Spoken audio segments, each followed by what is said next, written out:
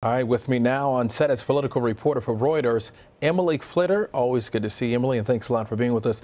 Those comments here upset a lot of people, but it's not the first time that Trump has made remarks that suggest violence. Who is he appealing to with these comments, and is it working?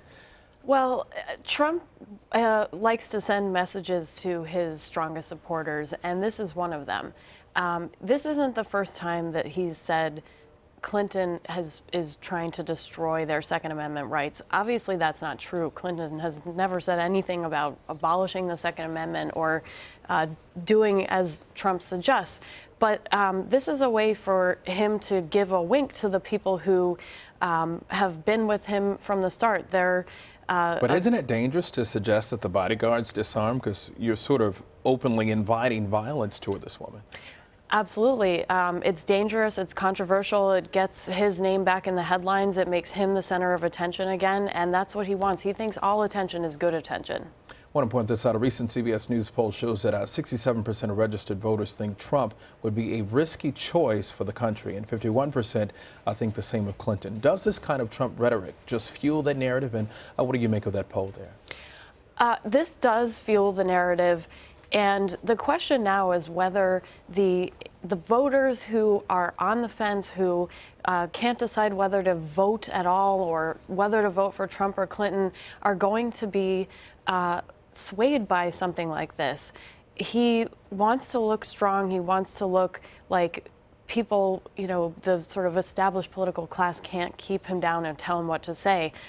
Whether that's going to make more people like him is really a gamble that he's taking, and we're going to see how that affects people in swing states and moderates. Well, some of it seems to be working for him, because now Clinton and Trump are statistically tied in polls nationwide.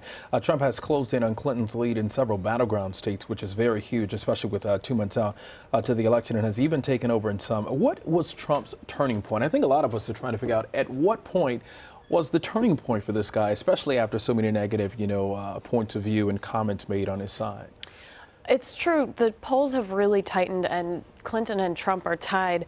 Reuters just released a poll showing her up 4, and so we actually might start to see her lead come back a little bit.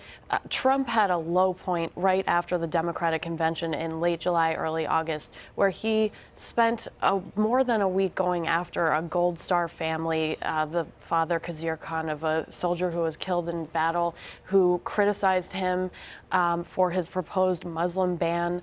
That was a time when he wasn't scripted. He was speaking off the cuff, and he was getting really personal. After he had a change of management, one of several he's had, and he brought in a new campaign manager, Kellyanne Conway, who had been advising him for a while, but then was formally promoted to this role. He started to make speeches that relied on a teleprompter.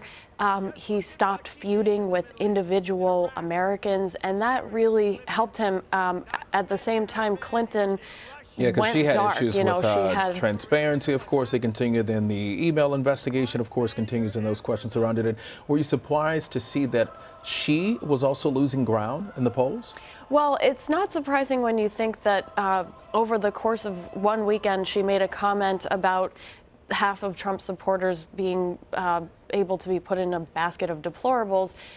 You never want to criticize the voters, which is actually what Trump learned when he was feuding with Khizr Khan. But then she went dark. She, went to the 9/11 ceremony, stumbled. There's that video, and then she was off the campaign trail. So actually, it's not surprising that without any presence from her, that she would see a decline in her standings in the polls. All right, final question for you. President and First Lady Michelle Obama, they're on the campaign trail this week, of course, fighting for Hillary Clinton. Also, Bernie Sanders and Elizabeth Warren are also in Ohio. Is it important to have these particular surrogates on the playing field? These are all public figures who really connect with millennials. And if Clinton is going to win, she has to make sure that the youngest potential voters really do show up to the polls and are energized and don't just stay at home because they're not enthusiastic about her. These people help her drum up some of that energy. Michelle Obama especially, I mean, her speech is now being passed around as text. Elizabeth Warren, Bernie Sanders obviously has a huge support base in the millennial category. All right, you're the expert. Always good to speak with you, too. Thank you for joining us today. Thanks for Emily. having me. All right.